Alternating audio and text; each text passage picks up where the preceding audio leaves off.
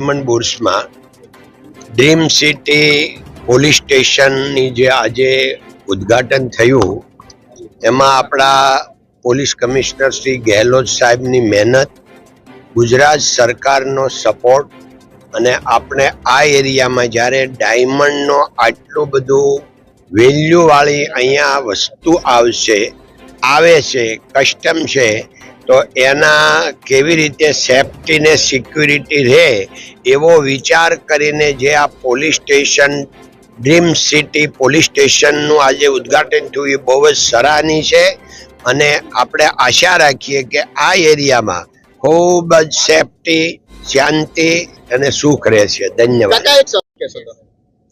એટલે ભાઈ બધાને, આપણે સુરત વાળાને તો ખબર જ છે કે અત્યારે ડાયમંડ બિઝનેસમાં ખૂબ જ મંદી ચાલી રહી. સામાન્ય રીતે બધા જ મુશ્કેલીમાં હોય, એમાં રત્ન કલાકાર તો મુશ્કેલીમાં હોય જ અને છે, પણ આપણે બધા સાથે મળીને આને સામનો કરી રહ્યા છીએ અને હવે લાગે છે ભગવાનને પ્રાર્થના કે જલ્દી આમાંથી બધા બહાર નીકળી જાય.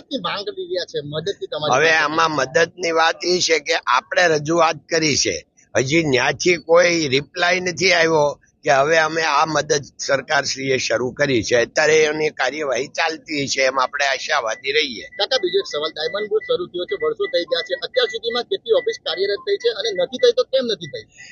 એમાં એવું છે, હમણાં આપણો પ્રશ્નનો જવાબ તો આવી ગયો કે બજાર માર્કેટ જ વીક છે, બધાને આવવું છે. હવે ધંધો કરવો હોય તો નવો ધંધો વધે તો ઉત્સાહ હોય ને આવે.